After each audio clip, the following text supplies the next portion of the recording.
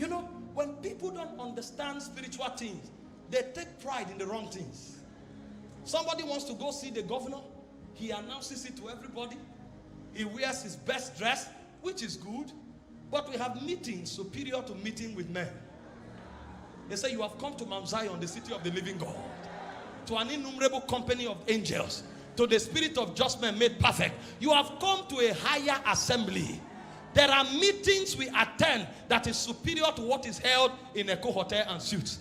That's why nothing on earth is qualified to gain our pride. We don't put our pride on earthly things. We now appear among princes in the spirit. And this is why a man who doesn't pray, he doesn't know what prayer is. They say, come for fellowship. You stroll casually. Fellowship is not a place to come casually. Fellowship is a place to come like a king. It's called the ecclesia. Representatives of different dimensions of God are meeting.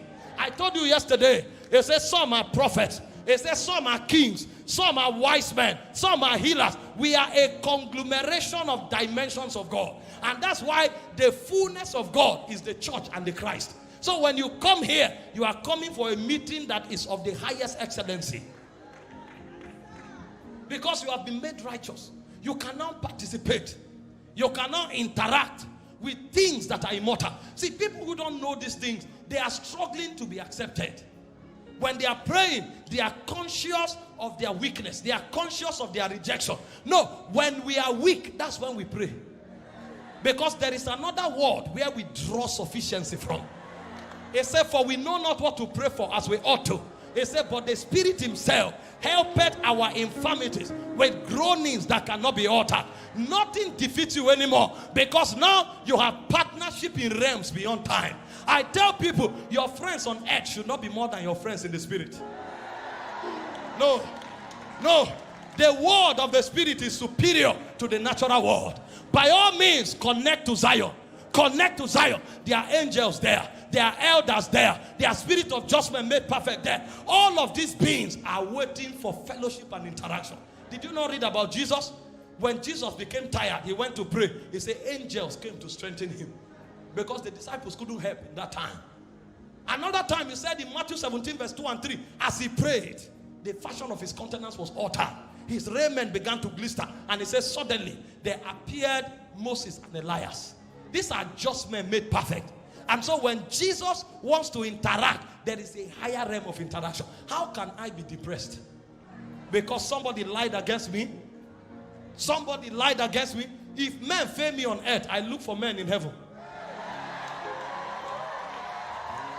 Men are not only on earth. When John was carried to heaven, he wanted to worship the angel. He said, worship me not, I'm one of your brethren. They are not only men on heaven, they are men on the other side. And can I shock you? Every dimension you carry is a spiritual lineage.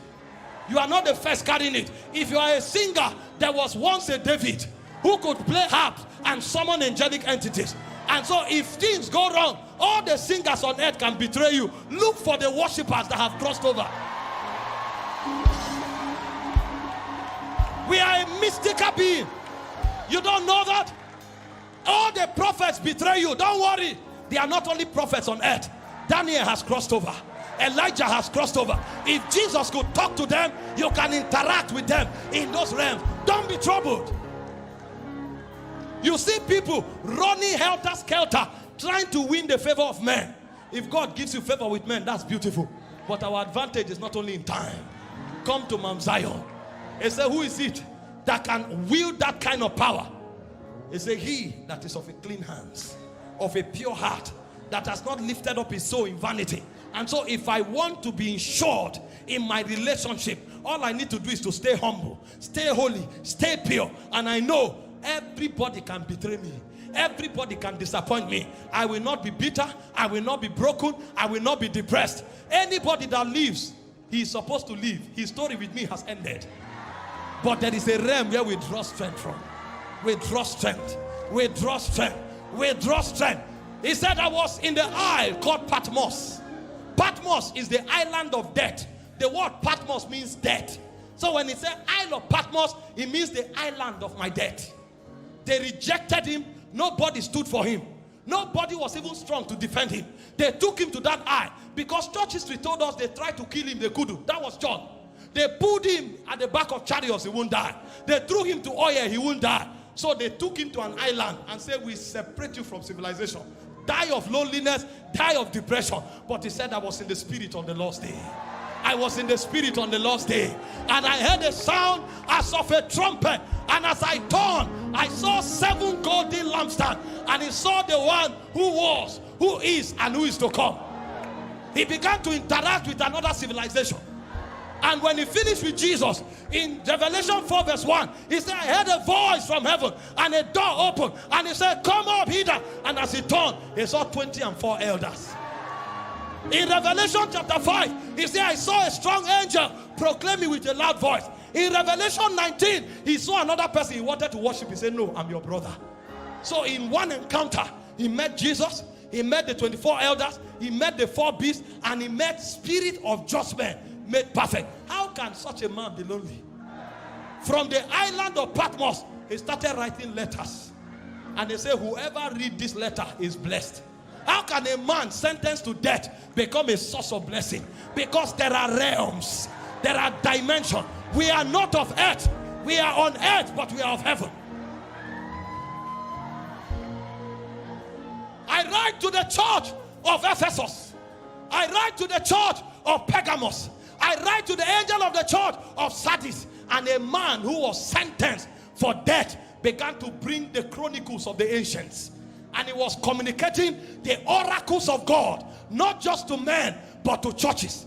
Because our reality does not end in time. We are on earth, but we are of heaven. When Jesus was walking in Nazareth, he said, the Son of Man, which is in heaven. We don't begin here. We came from a realm ancient. And we came here to communicate the life of that realm. And so our assignment here is to bring that dimension here.